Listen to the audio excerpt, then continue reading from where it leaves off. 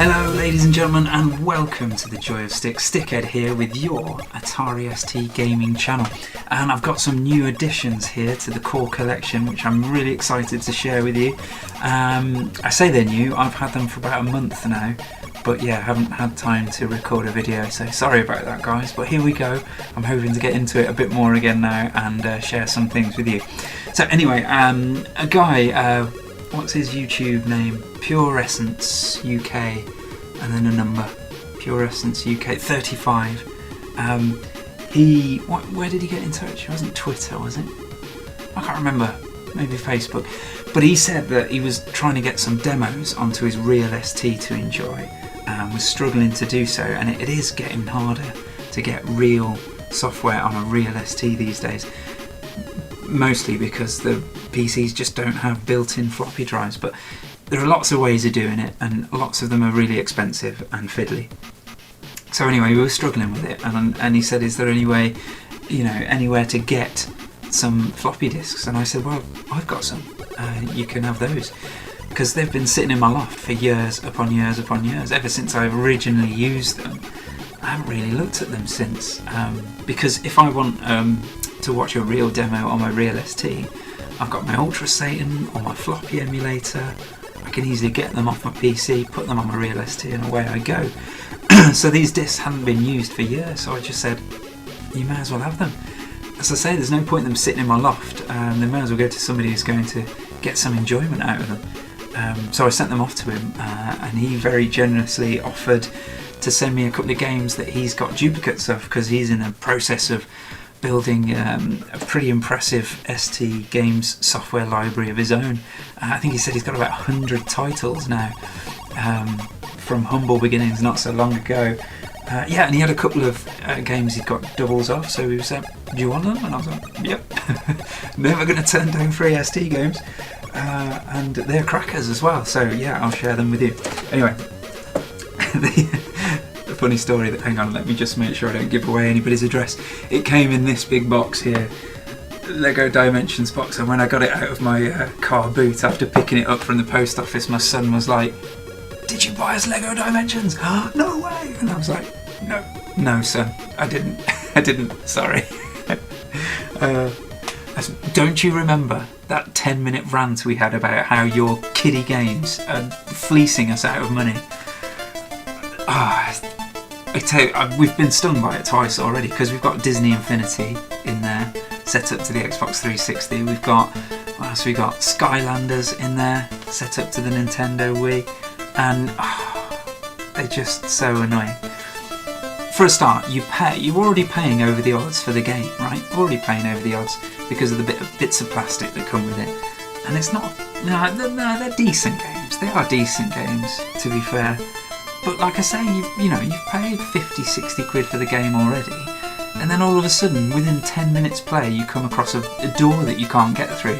Oh, that means you have to buy a grass type character, or you can only do this if you've got a character that can leap high, or just really, really irritating. I mean, I don't mind DLC to an extent, if it's good value, it really adds something to the game, but to have something gated in that way, content that is on the disc that you have, but you need an extra bit of plastic that you've got to spend 15 quid on to put on this base to play it, it just doesn't sit right with me. I mean, to be fair, the boy loves the games, he's really enjoying them, but I don't know, how much have we spent on this one game? And do you know what I mean? I think about like Pokemon. He loves Pokemon. We bought him Pokemon, and it must have cost 30 quid or something on the 3DS. And he's played that for hours and hours and hours and loved it. And the game has never asked us for another pence since. And yeah, these games just gouging you for money constantly. I mean, Lego Dimensions does look great. Don't get me wrong. I loved Lego when I was a kid, but there is no way I'm going near that with a bark pole. All right. Well, there you go, there's another rant. That was the exact kind of rant that I subjected him to twice. Anyway, inside that box there were two other natty little boxes. first of all, we've got this beauty here. Look at that. F-19 stealth fighter. Now, I might have said this on the channel before, but I'm not really much of a flight sim fan. It's not something I've ever really got into. I did play Fighter Bomber quite a bit back in the day. Who was it who made Fighter Bomber? Can't even remember. Part of me must say Denmark, but that can't be right, can it? I don't know. Anyway, Fighter Bomber. It was a good game and I really enjoyed it, and it's the only real flight sim that I spent some time with, learning the controls, learning how to take off and land, and I think, to be fair, that's probably one of the more accessible ones. There are some really highly technical ones like Flight Simulator 2 and things like that. And I think, I might be wrong in this, but this kind of strikes a middle ground. I think it's technically very accurate, but also quite accessible. That's what I remember about the reviews anyway. But let's take a look inside, shall we? Did I show you the back of the box there? It looks rather interesting there, flying over the sea. I'm trying to point in the right place. Flying over the sea there. Wonder if you get to land on carriers, that would be awesome. Anyways, what's in the box? We got, oh, it's on 3 discs. There you go. Nice classic blue discs there with white printing. Looking very good. What else have we got? A technical supplement. Yeah, because the manuals for these things aren't big enough. You know, we need a supplement as well. Oh, nice. Got some actual physical maps. What's this one on? Central Europe. Check that out. A map of Central Europe. I noticed that Germany is still split in this map. It's obviously set before the Berlin Wall came down. We've got North Cape on the back. I don't really know where the North Cape is. Oh, it's Finland. There we go. What else we got? Libya. It looks like there's lots of different places for you to fly in this game. There's Libya. And there's the Persian Gulf. I bet that's quite cool to fly around with the mountains and the sea and the Persian Gulf, I should say. Very cool. I like it. I like the real maps in there. Harking back to the good old days when you got actual physical things in your box. These days, don't even get a manual. Oh, but don't get me started on that. Look at this as well. Oh my word, I've got it the right way around. I have. Keyboard overlay. How cool is that? You know I'll be using that. Very cool. Nice bit of livery for the ST there.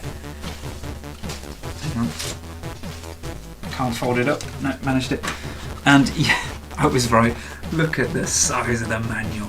Oh my word, what a beast. Yep, and it's all in English as well. Absolute beast. Flaps.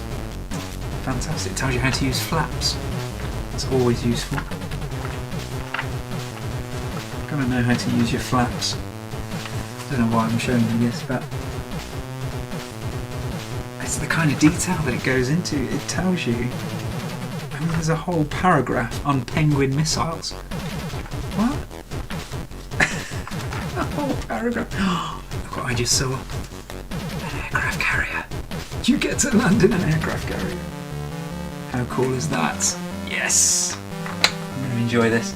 Yeah, as I say, when I was a kid, never really got into the flight sims. I think massive manuals, tons of keys to learn. You've got to do about 10 million things before you can actually take off anyway. And I think it just used to put me off. And the thing about Fighter Bomber was there were little scenarios to click on, and it would just be like, click on here and you're in the air and fighting another plane. So it kind of took away that barrier to entry. But as an adult, I'm going to get into that. Alright, next box is the Triad. Nothing to do with Chinese gangsters. It's actually 3 cool games from, I'm going to say Psygnosis, but no, they're not all Psygnosis. We've got a game from Psygnosis and a couple of Mirrorsoft games there. Aimbird was Mirrorsoft as well, right? Just like an imprint, I think. Maybe, I don't know. Might have got my software house history or arse backwards there, but you never know. Yeah, so we've got Barbarian, the Psygnosis version. We've got Defender of the Crown, and this way. So hard when it's reversed on the screen. we got this, Star Glider. So 3 absolute classics there, really cool. Now, the Psygnosis version of Barbarian, I've hardly ever played, and I seem to remember it's mouse driven. Is that right? There's like icons you have to click on to get your guy to do stuff. Maybe, maybe not. But yeah, looking forward to playing that. I remember watching somebody play it a long, long time ago and thinking it looked cool. The animations are really nice. Defender of the Crown is that classic game that all computer shops used to put on. Hook up the ST and then or the Amiga and then put Defender of the Crown on, so people go, oh, look at the graphics, gotta get me one of them machines. And yeah, it does, it looks absolutely fantastic. And actually, Star Glider is one of those games for me that made me want in on the 16-bit generation, because not necessarily because of the graphics or anything, because I seem to remember they're just wireframe 3D, very, very Spectrum indeed. But it's the opening sequence. You start it up, you get this full colour picture of the ship blasting, and then there's a sample that plays Star Glider or something like that. And I remember thinking, oh yeah, gotta get me one of these. And it only took me about 2 years to get one. But there you go.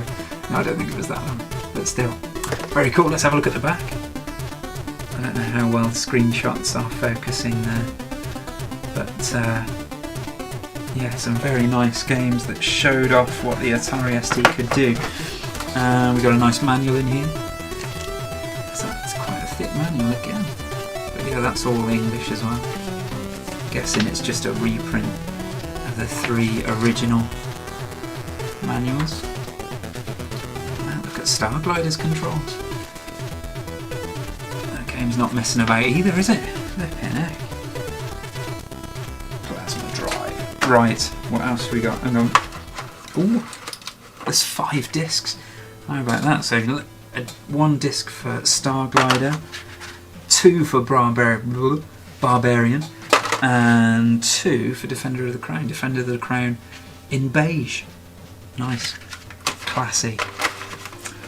Alright, so there you go. That's the new introductions to the core collection. I mean, they are going straight into the core collection. Normally I don't like collected like budget games or collected games, compilations, that's what they call them. Normally I'm a bit against putting those in the core collection. I don't know if I'm softening with old age, but there are some really cool compilations out there with their own little feel, like the Triad one. It's got its own little branding and it's nice. I like it, and it's still got a nice big box. And obviously 3 great games as well. So yeah. And then somebody posted on Twitter not so long ago about the collection that was Rainbow Islands and Bubble Bobble and what was the other game in there? New Zealand Story. I mean, how cool would you'd have been so delighted with that collection had you got that on a Christmas morning. So yeah, I'm softening towards the old compilations. They definitely can start making it into the core collection, especially if they're that high quality. Yeah, so yeah, once again, thanks Pure Essence UK 35. I don't know if he wants me to say his real name on the video, so I won't, but I will say thank you very much. That's really generous of you, and I'm really going to enjoy exploring those games. And thank you guys for watching. I hope you enjoyed that as much as I enjoyed opening them and having a little squiz. Yeah, don't forget to comment down below. Love to read your comments and start a conversation with you guys. It's tons of fun, and yeah, thank you. Take care guys, bye bye.